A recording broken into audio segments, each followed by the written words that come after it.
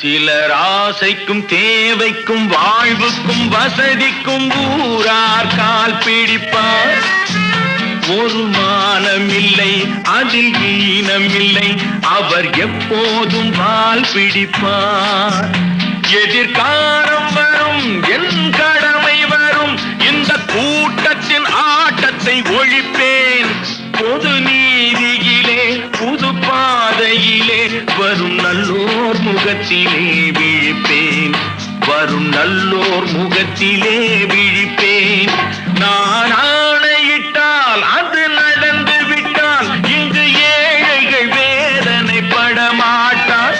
உயிர் உள்ளவரை ஒரு துன்பமில்லை, அவர் கண்ணீர் கடலிலே விழமாட்டார். அவர் கண்ணீர் கடல்